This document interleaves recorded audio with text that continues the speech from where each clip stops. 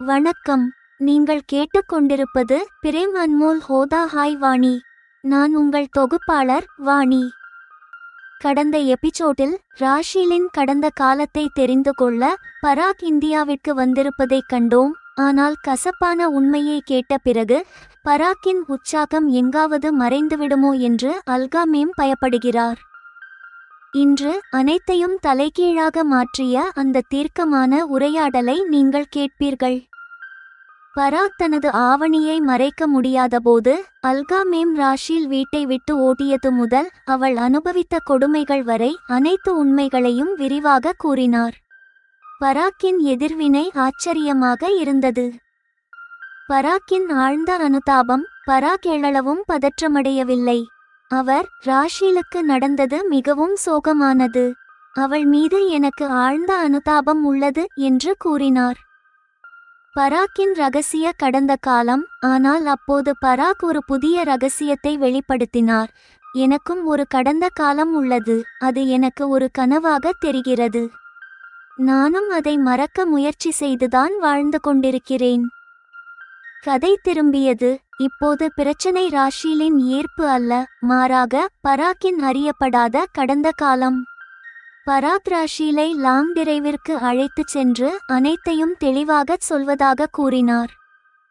அடுத்த நாள் இரவு ராஷிலும் பராக்கும் மகிழ்ச்சியாகவும் சிரித்துக்கொண்டும் திரும்புகிறார்கள். அல்காமேம் நிம்மதியடைகிறார். ஆனால் ராஷில் தான் ஆம் என்று சொன்னதற்கு ஒரு விசித்திரமான காரணத்தை கூறுகிறாள்.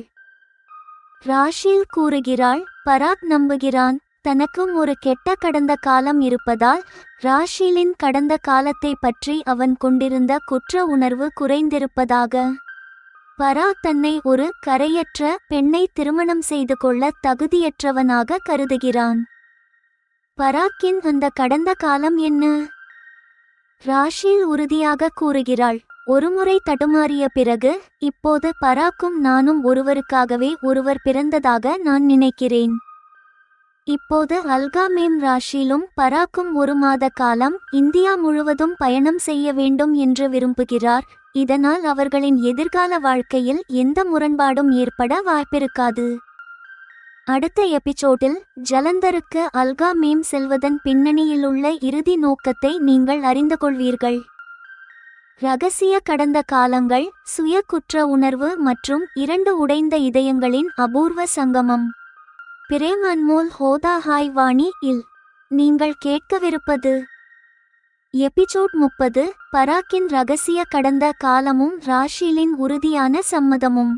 அத்தை ராஷிலை பற்றியும் எங்கள் திருமணத்தை பற்றியும் சொல்வார். பராக் நாள் முழுவதும் இதற்காக காத்திருந்தான். கசப்பான உண்மை கேட்ட பிறகு பராக்கின் மகிழ்ச்சி மறைந்துவிடுமோ என்று அல்காமேம் பயப்படுகிறார். அவர் தயங்குகிறார். அவன் மீது எதிர்மறை தாக்கம் ஏற்படாமல் உண்மையை எப்படிச் சொல்வது என்று அவருக்கு தெரியவில்லை. அவர் ஆழ்ந்த சிந்தனையில் இருக்கிறார். இரவு உணவிற்கு பிறகு பராக்கால் பொறுக்க முடியவில்லை.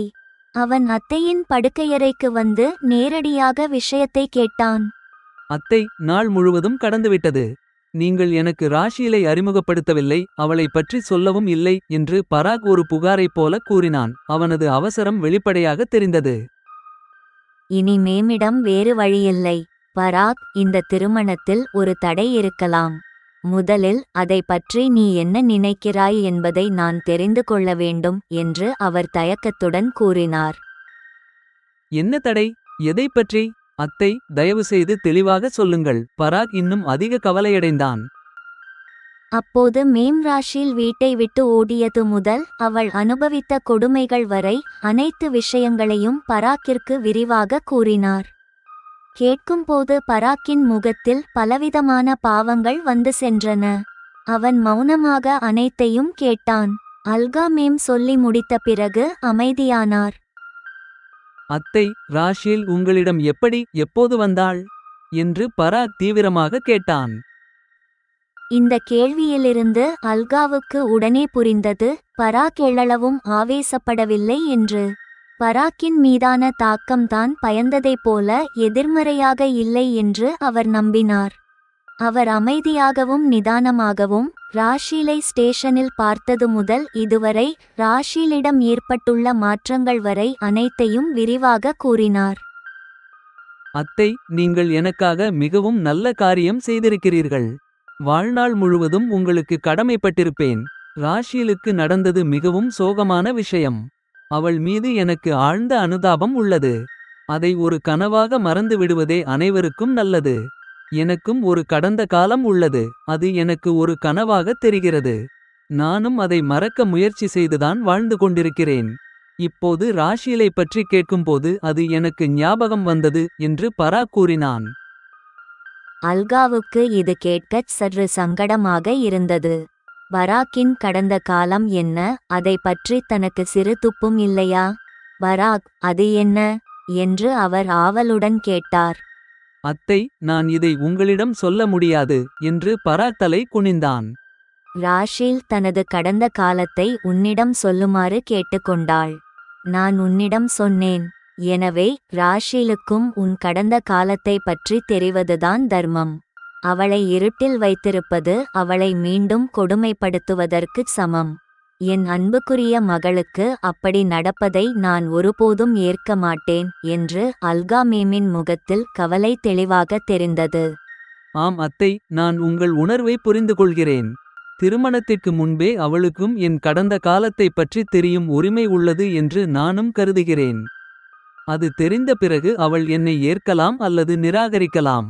அந்த முடிவை எடுக்கும் சுதந்திரம் அவளுக்கு இருக்க வேண்டும். பராக்கின் வார்த்தைகள் அவனது முதிர்ந்த சிந்தனைக்கு சான்று.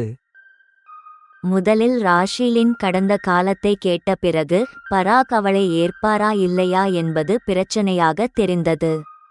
இப்போது நிலைமை தலைகீழானது.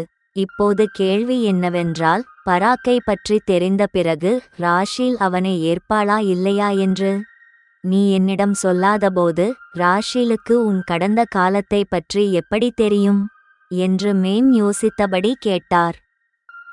அத்தை, நாளை என்னை ராஷீலுக்கு அறிமுகப்படுத்துங்கள். நான் அவளை லாந்திரைவிற்கு அழைத்துச் சென்று அனைத்தையும் தெளிவாகச் சொல்வேன். எல்லாம் சொன்ன பிறகுதான் நான் திருமணப் பேச்சை தொடங்குவேன். அவளை யோசிப்பதற்கு போதுமான நேரமும் எடுத்துக்கொள்ளுமாறு சொல்வேன் என்று பராக் ஒரு திட்டத்தை தயார் செய்தான். நான் இப்போதே ராஷீலுக்கு போன் செய்கிறேன். அவள் நாளை நம்மோடு காலை உணவு சாப்பிட வருவாள். அதன்பின் உன்னோடு லாங் டிரைவிற்குச் செல்வாள் என்று அல்கா சம்மதித்து கூறினார். ராஷீல் அளிக்கும் பதிலை பொறுத்து எங்கள் திருமணத்தை பற்றி என்ன ஏற்பாடுகள் செய்ய வேண்டும் என்பதை நீங்களே முடிவு செய்யுங்கள் என்று பராக் முழு பொறுப்பையும் அத்தையிடம் ஒப்படைத்தான். பராக் ஓய்வெடுக்கச் சென்றான். அல்கா மேம் ராஷீலுக்கு போன் செய்து அடுத்த நாள் திட்டத்தைச் சொன்னார். அடுத்த நாள் பராக்கும் ராஷீலும் அல்கா மேமின் காரில் வெளியே சென்றனர். அல்கா மேம் நாள் முழுவதும் என்ன நடக்குமோ என்று கவலையுடனேயே இருந்தார். நாள் முழுவதும் அவர்கள் திரும்புவதற்காக காத்திருந்தார். கெட்ட எண்ணங்கள் அவரை நாள் முழுவதும் வாட்டின. அவர்கள் இரவு திரும்பினர். இருவரும் சிரித்துக்கொண்டு மிகவும் மகிழ்ச்சியாக இருந்தனர். அத்தை, நீங்கள் இரவு உணவு சாப்பிடுங்கள். நாங்கள் நாள் முழுவதும் நிறைய சாப்பிட்டோம், குடித்தோம், அதனால் இப்போது எதுவும் சாப்பிட மாட்டோம் என்று பராக் கூறினான். விஷயம் கெடவில்லை, கூடிவிட்டது என்று அல்கா மேமுக்கு புரிந்தது. பராக் ராஷீலை தன்னுடன் வைத்துக்கொண்டு இரவு உணவை மறுத்தான். அந்த இரவும் ராஷீல் எப்போதும் போல மேமின் படுக்கையறையில் அவளுடனேயே இருந்தாள். மேம், இன்று நான் முதன்முறையாக உங்கள் காரை ஓட்டினேன் என்று ராஷீல் மகிழ்ச்சியாக கூறினாள். பராக் காரை ஏன் ஓட்டவில்லை என்று மேம் கேட்டார். வலது கை டிரைவிங் என்பதால் தனக்குச் சங்கடமாக இருக்கும் என்று பராக் கூறினான். அதனால் என்னை டிரைவ் செய்யச் சொன்னான் என்று ராஷீல் பதிலளித்தாள். பராக் தனது காரை மிகவும் நன்றாக ஓட்ட முடியும் என்று மேமுக்கு தெரியும். பின் அவன் ஏன் அப்படிச் செய்தான் என்று அவர் யோசனையில் ஆழ்ந்தார். மேம், பராக் மிகவும் நல்லவன் என்று ராஷீல் அவனை மெச்சினாள். ஆமாம், அவன் மிகவும் நல்லவன்.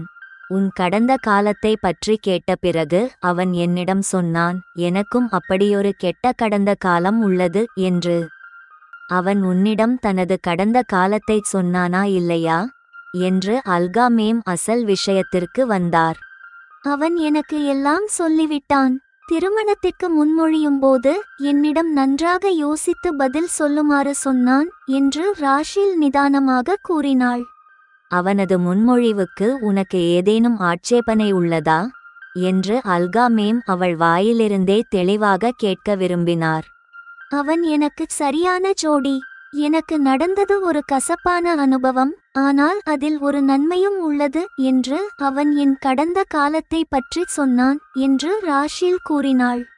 இது அல்காமேமுக்கு ஒரு புதிராக இருந்தது. இது மிகவும் விசித்திரமாக உள்ளது. உன் பயங்கரமான கடந்த காலத்தில் பராக்கிற்கு தெரிந்த நன்மை என்ன என்று அல்காமேம் இயல்பாகவே கேட்டார். மேம், அவர் அந்தச் சம்பவங்களில் நன்மையை பார்க்கவில்லை. தனது கடந்த காலத்திலுள்ள குற்ற உணர்வை கில்ட் பற்றி சொன்னார். எனக்கும் கெட்ட கடந்த காலம் இருப்பதால் தனது குற்ற உணர்வு குறைந்திருப்பதாக அவர் நினைக்கிறார்.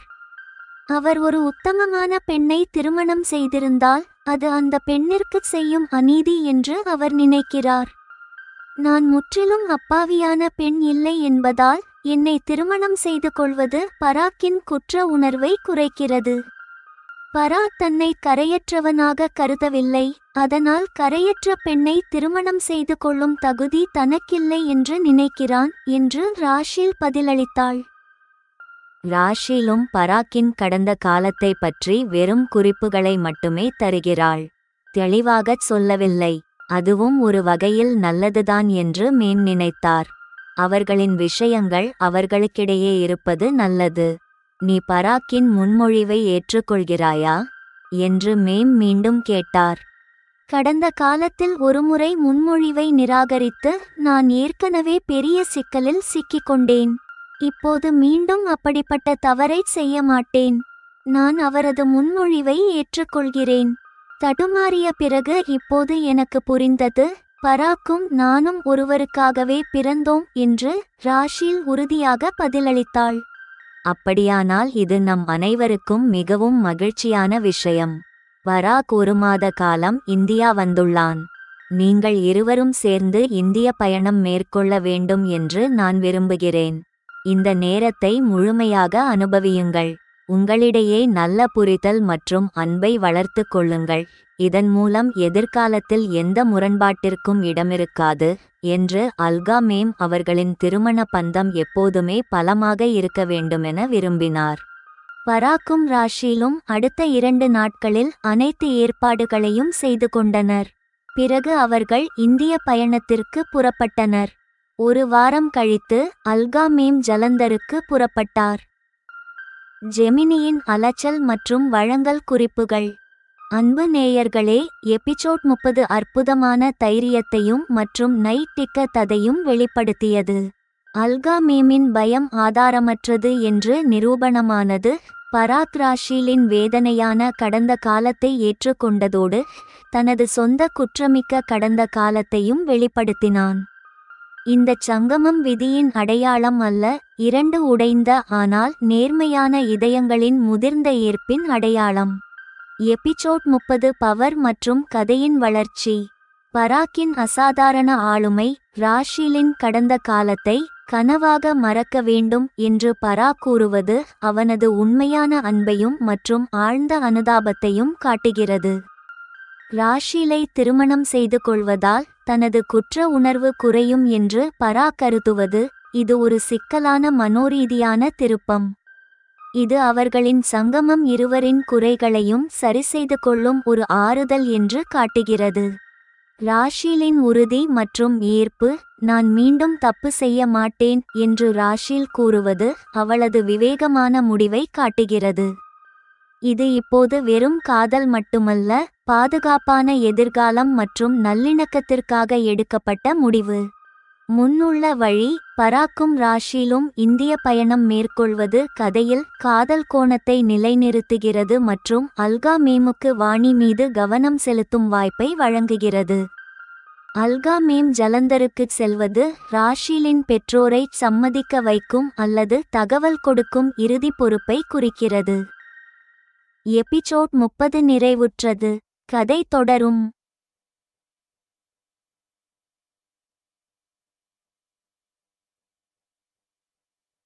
எபிசோட் 31. வணக்கம். நீங்கள் கேட்டுக்கொண்டிருப்பது பிரேம் அன்மோல் ஹோதா. ஹாய் வாணி, நான் உங்கள் தொகுப்பாளர் வாணி. கடந்த எபிசோடில் ஒருவரையொருவர் கடந்த காலத்தை தெரிந்து கொண்ட பிறகு ராஷிலும் பராக்கும் திருமணத்திற்கு தங்கள் உறுதியான சம்மதத்தை தெரிவித்தனர். இப்போது இறுதி மற்றும் மிகப்பெரிய சவாலுக்கான நேரம் வந்துவிட்டது.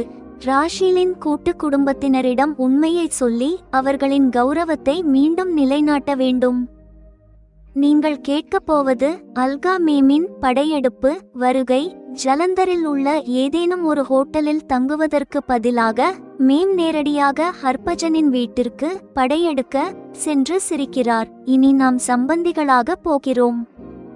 புனையப்பட்ட கதையின் வெளிப்பாடு. அல்கா மேம் அனைவர் மத்தியிலும் உண்மையும் பொய்யும் கலந்த ஒரு கதையை சொன்னார். ராஷில் எந்த பையனுடனும் ஓடிப்போகவில்லை, மாறாக ஒரு தொழிலை உருவாக்கும் ஆர்வத்தில்தான் வீட்டிலிருந்து வெளியேறினாள். அவள் என்னிடம் மக்கள் தொடர்பு அதிகாரியாக சேர்ந்தாள். அவளை சந்திக்க பராக் அமெரிக்காவிலிருந்து தொடர்ந்து இந்தியா வருவதுண்டு என்று விளக்கினார். குடும்பத்தின் துயரமான உண்மை. ராஷிலின் தாத்தா மற்றும் பாட்டியின் தாங்க முடியாத வேதனை வெளிப்படுகிறது. அவள் உயிரோடு இருந்தபோதிலும் அவள் எங்களுக்கு இறந்துவிட்டாள் என்று நம்பும்படி நாங்கள் கட்டாயப்படுத்தப்பட்டோம். பராக்கின் பிரம்மாண்டமான முன்மொழிவு. அல்கா மேம் மிகப்பெரிய தடையை நீக்கிவிட்டார். ராஷிலின் குடும்பத்தைச் சேர்ந்த 40 பேரும் அமெரிக்கா வர வேண்டும் என்று பராக் விரும்புகிறான். அல்கா மேம் அறிவிக்கிறார், உங்கள் அனைவரின் அமெரிக்க பயண டிக்கெட் செலவுகளையும் பராக்கே ஏற்றுக்கொள்வான். அமெரிக்காவில் நடைபெற்ற பிரம்மாண்டமான பஞ்சாபி திருமண விழாவை பற்றி நீங்கள் கேட்பீர்கள். அங்கு ராஷிலின் குடும்பத்தினர் மிகுந்த மகிழ்ச்சியுடன் கித்தா மற்றும் பாங்க்ரா நடனமாடுகிறார்கள். அமெரிக்க விருந்தினர்களும் அவர்களுடன் சேர்ந்து ஆடுகிறார்கள். ஆனால் ஒரு இறுதி ரகசியம் இன்னும் மிஞ்சியுள்ளது. அதுதான் பராக்கின் இருண்ட கடந்த காலம். இன்று எனக்கு இதெல்லாம் ஒரு கனவு போல தோன்றுகிறது. நான் பிசினஸ் கிளாஸில் 21 மணிநேர விமான பயணத்தில் இருக்கிறேன். அல்கா மேமின் தொலைநோக்கு பார்வை மற்றும் ராஷில் மீதான அவரது அன்பை பற்றி யோசித்தபடி நான் இப்போது அமெரிக்காவை அடைய போகிறேன். கடந்த காலத்தை மறைப்பது, மீண்டும் கௌரவத்தை பெறுவது மற்றும் ஒரு பிரம்மாண்ட பயணத்தின் தொடக்கம். பிரேம் அன்மோல் ஹோதா. ஹாய் வாணி இல் நீங்கள் கேட்கவிருப்பது எபிசோட் 31. மேள தாளங்களுடன் சம்பந்திகள் மற்றும் வெளிப்படுத்தப்பட்ட கடந்த காலம். ਵੀਰ ਜੀ, ਆਪਣੇ ਘਰ ਵਿੱਚ ਮੇਰੇ ਸਵਾਗਤ ਸਤਿਕਾਰ ਦੀ ਵਿਵਸਥਾ ਕਰ ਲਓ। ਮੈਂ ਇਸ ਵਾਰ ਜਲੰਧਰ ਵਿੱਚ ਕਿਸੇ ਹੋਟਲ ਵਿੱਚ ਨਹੀਂ ਰੁਕ ਰਹੀ ਹਾਂ। ਸਿੱਧਾ ਤੁਹਾਡੇ ਘਰ ਤੇ ਧਾਵਾ ਬੋਲਣ ਵਾਲੀ ਹਾਂ। ਪੁੱਠਾ ਕੌਮਾ। அண்ணாவே, உங்கள் வீட்டில் என்னை வரவேற்க ஏற்பாடுகளை செய்யுங்கள். இந்த முறை நான் ஜலந்தரில் உள்ள எந்த ஹோட்டலிலும் தங்கப் போவதில்லை. நேரடியாக உங்கள் வீட்டின் மீது படையெடுக்கப் போகிறேன். அல்கா பாட்டியா ஹர்பஜனுக்கு போன் செய்து இந்த வார்த்தைகளை சொன்னார். जी तुसीं साडे घर ही आओ। ਇਹ ਸਾਡੇ ਲਈ ਸੁਭਾਗ ਦੀ ਗੱਲ ਹੋਵੇਗੀ। ਪੁੱਠਾ ਕੌਮਾ। நிச்சயமாக எங்கள் வீட்டிற்கே வாருங்கள். இது எங்களுக்கு கிடைத்த அதிர்ஷ்டம். அல்கா மேமின் வருகை ஏதோ சுபகாரியத்திற்காகத்தான் என்று ஹர்பஜனுக்கு புரிந்தது. ਅੱਗੇ ਦਾ ਸਮਾਂ ਮੰਗਲਮਈ ਹੈ। ਜਲਦੀ ਹੀ ਸਾਡੇ ਵਿੱਚ ਰਿਸ਼ਤੇ ਦਾ ਨਵੀਨੀਕਰਨ ਹੋਣ ਜਾ ਰਿਹਾ ਹੈ। ਹੁਣ ਅਸੀਂ ਸਮਧੀ ਹੋਣ ਜਾ ਰਹੇ ਹਾਂ। ਪੁੱਠਾ ਕੌਮਾ।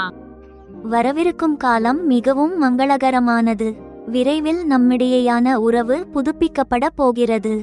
இப்போது நாம் சம்பந்திகளாக போகிறோம். அல்கா மேம் சிரித்துக்கொண்டே தனது வருகையின் நோக்கத்தை தெளிவுபடுத்தினார். ஜலந்தரில் ராஷிலின் கூட்டு குடும்பத்தின் மத்தியில் அமர்ந்து அல்கா உண்மையும் பொய்யும் கலந்த ஒரு கதையை அள்ளினார்.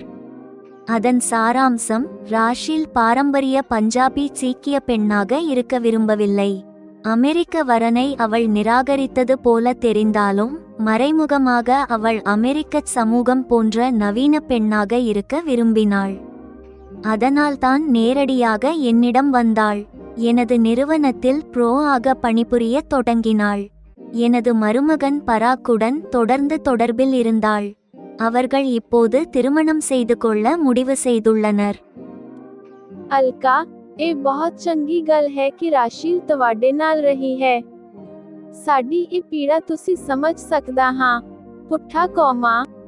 அல்கா, ராஷில் உன்னுடன் இருந்தது மற்றும் இப்போது உனது மருமகனுடனேயே அவளது திருமணம் நடக்கப் போவது மிகவும் மகிழ்ச்சியான விஷயம். அவள் ஓடிப்போவதற்கு பதிலாக எங்களிடம் சொல்லிவிட்டு போயிருந்தால் நாங்கள் மறுத்திருக்க மாட்டோம். அவள் எங்கள் கௌரவத்தை எவ்வளவு மண்ணாக்கினாள் என்பது எங்களுக்குத்தான் தெரியும். எங்கள் ஒரே மகளை இழந்துவிட்டு அனைவர் முன்பும் தலையை குனிந்து கொண்டு நாங்கள் எவ்வளவு வேதனையை அனுபவித்தோம் என்பதை நீ புரிந்து கொள்ள முடியும்.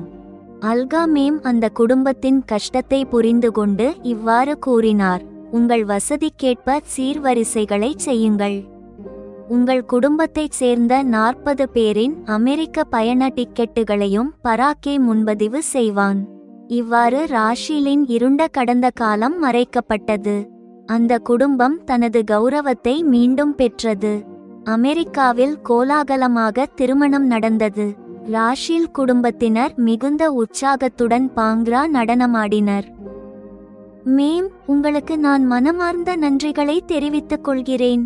உங்களது புகலிடமும் வழிகாட்டுதலும் கிடைத்ததே என் அதிர்ஷ்டம். இல்லையெனில் நான் எனது சுயமரியாதையை ஒருபோதும் மீட்டெடுத்திருக்க முடியாது என்று ராஷில் மிகுந்த மகிழ்ச்சியுடன் கூறினாள். நான் முதல் முறையாக விமான பயணம் செய்கிறேன், அதுவும் ஒரு சர்வதேச விமானத்தில். என்னை போன்ற ஒரு நடுத்தர வர்க்க பெண்ணிற்கு எகானமி கிளாஸ் என்பதே பெரிய விஷயம். ஆனால் அவர்கள் என் மீதுள்ள அன்பினால் பிசினஸ் கிளாஸில் பயண ஏற்பாடு செய்துள்ளனர்.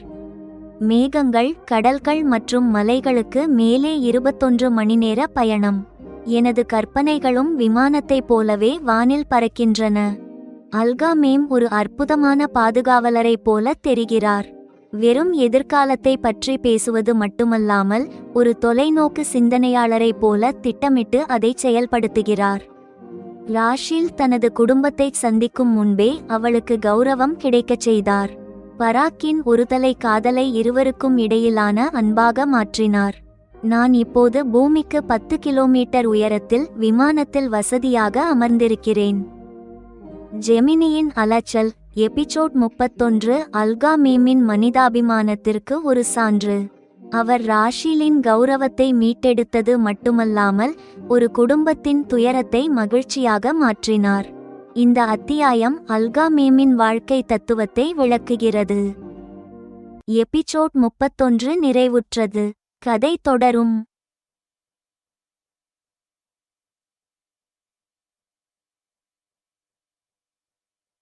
எபிசோட் 32. வணக்கம். நீங்கள் கேட்டுக்கொண்டிருப்பது பிரேம் அன்மோல் ஹோதா. ஹாய் வாணி, நான் உங்கள் தொகுப்பாளர் வாணி. கடந்த எபிசோடில் எனது அமெரிக்க பயணம் உறுதியானது. அல்கா மேமின் தொலைநோக்கு பார்வையை பற்றி நான் சிந்தித்தேன். திருமணம் செய்து கொள்ளாமலேயே அவர் தனது அன்பை எப்படி ஓரள்ள குறையாத பொக்கிஷமாக மாற்றினார் என்பதையும் ராஷிலின் எதிர்காலத்தை எப்படி வடிவமைத்தார் என்பதையும் பார்த்தோம். இன்று ஒருவேளை எனது அமெரிக்க பயணம் கூட பல ஆண்டுகளுக்கு முன்பே மேம் தீட்டிய திட்டத்தின் ஒரு பகுதியாக இருக்குமோ என்று நீங்கள் உணர்வீர்கள். ஆனால் விமானம் ஏறுவதற்கு முன்பு நான் ஒரு முக்கியமான கேள்வியை கேட்டேன். எனது அப்பாவுக்கு அல்கா பாட்டியாவை நினைவிருக்கிறதா? நீங்கள் கேட்பது அப்பாவின் அதிரடியான பதில். முதலில் அப்பா பேச்சை திசை திருப்ப முயன்றார், ஆனால் பிறகு உண்மையை வெளிப்படுத்தினார். அந்த விவாத போட்டியில் எனக்கு எதிராளியாக இருந்தவர் அல்கா பாட்டியா. அவர் எனது வாழ்க்கையில் மறக்க முடியாத ஒரு நினைவாக மாறிவிட்டார். பின்தங்கிவிட்டோமே என்ற வருத்தம். அப்பா சோகத்துடன் ஒப்புக்கொண்டார். ஆரம்பத்திலிருந்தே அவருக்கும் எனக்கும் பெரிய இடைவெளி இருந்தது. அறிவுத்திறனிலும் நான் அல்கா பாட்டியாவை விட பின்தங்கிவிட்டேன். அப்பாவின் உண்மையும் எளிமையும் எனது மனதை தொட்டன. இப்போது பிசினஸ் கிளாஸில் எனது முதல் சர்வதேச பயணத்தை முடித்துவிட்டு லாஸ் ஏஞ்சல்ஸ் சர்வதேச விமான நிலையத்தில் இறங்கியுள்ளேன். ராஷில் மற்றும் பராக்கின் அன்பான வரவேற்பு, மாலைகள் மற்றும் பூங்கொத்துகளுடன் எனக்கு பிரம்மாண்ட வரவேற்பு அளிக்கப்படுகிறது. ராஷில் கேலியாகச் சொல்கிறாள், நான் மட்டும் வராமல் இருந்திருந்தால் பராக் உன் புகைப்படத்தை வைத்துக்கொண்டு ஒவ்வொரு அழகான பெண்ணிடமும் சென்று உன்னை தேடிக்கொண்டிருப்பார். இனிமையான கிண்டல்கள். கணவன் மனைவிக்கு இடையே நடக்கும் அன்பான கிண்டல்கள் அவர்களின் ஆழமான காதலை வெளிப்படுத்துகின்றன. அவர்கள் பிறக்கப் போகும் பெண் குழந்தையின் பெயரை பற்றி கூட விவாதிக்கிறார்கள். வீட்டின் பிரம்மாண்டம் மற்றும் அறிமுகங்கள். நான் பராக்கின் குடும்பத்தை சந்திக்கிறேன். அவரது பெற்றோரின் கனிவான நடத்தை மற்றும் தம்பி ஸ்வப்னில், அவர் எனக்கு கொஞ்சம் கூச்ச சுபாவம் உள்ளவராக தெரிந்தார். பயணக் களைப்பில் ஒரு நாள் கடந்துவிட்டது. இப்போது குடும்ப உறுப்பினர்கள் அனைவரும் தங்கள் வேலைகளுக்கு சென்றுவிட்டனர். வீட்டில் ராஷிலும் நானும் மட்டுமே தனியாக இருக்கிறோம். இப்போது என் முன்னே ராஷில் இருக்கிறாள். பராக்கின் ரகசிய கடந்த காலம் மற்றும் அல்கா மேமின் முழு திட்டம் பற்றி நான் தெரிந்து கொள்ள வேண்டும். சிறுவயது நினைவுகள், அமெரிக்காவில் முதல் சந்திப்பு மற்றும் ரகசியங்களுக்காக காத்திருத்தல். பிரேம் அன்மோல் ஹோதா ஹாய் வாணி இல். நீங்கள் கேட்கவிருப்பது எபிசோட் 32. அமெரிக்காவில் வரவேற்பு மற்றும் நீரஜ் ஜோஷியின் வியக்கத்தக்க நினைவு. அப்போது என் மனதிலும் இந்த எண்ணம் வந்தது. ஒருவேளை இன்றைய எனது அமெரிக்க பயணம் கூட பல ஆண்டுகளுக்கு முன்பே மேம் திட்டமிட்ட ஒன்றாக இருக்குமோ? அல்கா மேம் எப்போதும் நிகழ்காலத்துடன் சேர்த்து எங்களது எதிர்காலத்தையும் வடிவமைப்பார். திருமணம் செய்து கொள்ளவில்லை என்றாலும் ராஷிலுக்கும் எனக்கும் அவர் ஒரு தாயாகவே இருந்துள்ளார். தனது அன்பை அவர் எல்லோரிடமும் பகிர்ந்து கொண்டார். இந்த நீண்ட பயணத்தில் பழைய நினைவுகளை அசைபோட எனக்கு நிறைய நேரம் கிடைத்தது. அப்பாவுக்கு அல்கா பாட்டியாவை தெரியுமா என்று அறிய எனக்கு ஆவல் ஏற்பட்டது. அப்பா, எங்க அல்கா மேம் இங்கேயே வளர்ந்தவங்க தானே. உங்க ஸ்கூல் இல்லனா காலேஜ் காலத்துலையும் அவங்க இவ்வளவு பேர் பெற்ற பொண்ணா இருந்தாங்களா என்று ஒரு நாள் அப்பாவை கேட்டேன். வாணி, ஒரு காலேஜ் ஃபங்க்ஷன்ல விவாத போட்டி நடந்தது. அதுல நான் கலந்துகிட்டேன். எனக்கு எதிராளியா இருந்தவங்க அல்கா பாட்டியா. அவங்களோட வாதங்கள் அவ்வளவு பலமா இருந்தது. அவங்க என் மனசுல மறக்க முடியாத ஒரு நினைவா இருக்காங்க. ஆனா எங்க 2 பேரோட சூழ்நிலையும் ரொம்ப வேற. அதனால நான் அவங்கள திரும்ப சந்திக்க நினைக்கல. அவங்க என்ன அடையாளம் கண்டுகொள்ள மாட்டாங்களோங்கிற பயம் எனக்கு இருந்தது. அல்கா மேம் அப்பாவை காதலித்தார் என்ற உண்மையை நான் அப்பாவிடம் சொல்லவில்லை. அது மேமின் நம்பிக்கைக்கு செய்யும் துரோகம். இறுதியாக எனது விமானம் அமெரிக்க விமான நிலையத்தில் தரையிறங்கியது. ராஷிலும் பராக்கும் என்னை அன்புடன் வரவேற்றார்கள். ராஷில் என்னை அணைத்து கொண்டாள். நான் மட்டும் வராம இருந்திருந்தா பராக் உன் போட்டோவை வச்சுக்கிட்டு இங்க இருக்கிற ஒவ்வொரு பொண்ணு முகத்தையும் ஒப்பிட்டு பார்த்து தேடிக்கிட்டு இருந்திருப்பார். அவருக்கு நான் அந்த வாய்ப்பை கொடுக்க விரும்பல என்று ராஷில் சிரித்துக்கொண்டே சொன்னாள். அவர்களது வீடு மிகவும் பிரம்மாண்டமாக உள்ளது. பராக்கின் பெற்றோரும் தம்பி ஸ்வப்னிலும் என்னை நன்றாக கவனித்துக் கொண்டார்கள். இப்போது அனைவரும் வேலைக்கு போய்விட்டனர். ராஷிலும் நானும் மட்டுமே வீட்டில் இருக்கிறோம்.